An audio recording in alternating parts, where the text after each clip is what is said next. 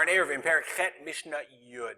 Our Mishnah continues discussing how do you pour water out of the house, how you get water out of the house.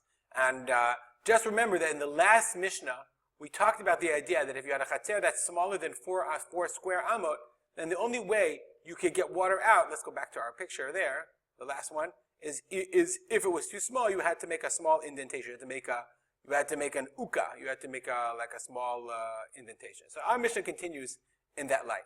Rabbi Eliezer ben Yaakov Omer. Rabbi Eliezer ben Yaakov says, Bib shehu kamur arba amot b'shuta rabim.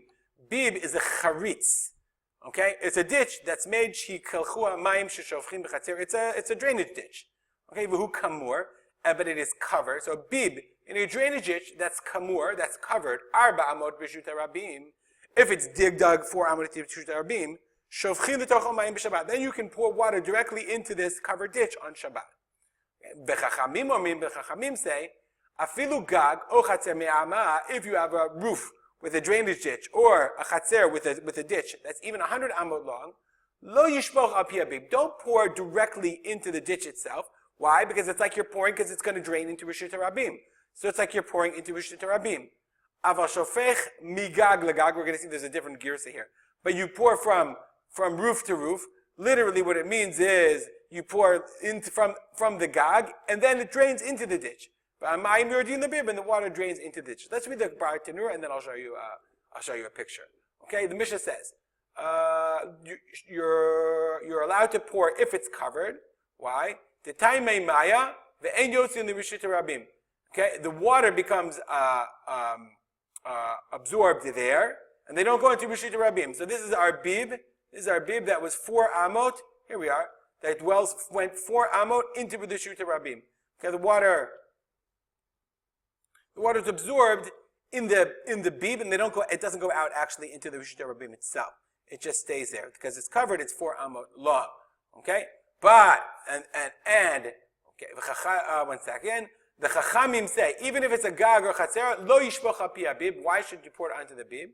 The kevan de begavei shafich. Right, if you pour it into it, mekalchei lehedya. The water is going to drip explicitly. V'nafke Rishut Rabim. It's going to go into Rishut Rabim.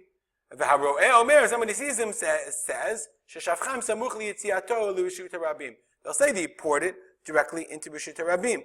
Okay, and that's why the Chachamim say, aval shofech migag legag. And the Kahati says, memosei shofech hu legag. You're allowed to pour onto the gag itself. So you're not allowed to pour into the drainage ditch on the roof, but you can pour onto the roof, and that'll drain into the drainage ditch. It's an indirect action. It's not a direct action. The water goes into the bib. Then, remember we learned in the last Mishnah that if a chatzer has to be at least 4 amot by 4 amot in order to pour water into it without having a drainage ditch. Our Mishnah continues that thought. If you have a courtyard and the achsadra is the portico, is the covered area. Here we are. The chatzer is an above look. The chatzer and the achsadra.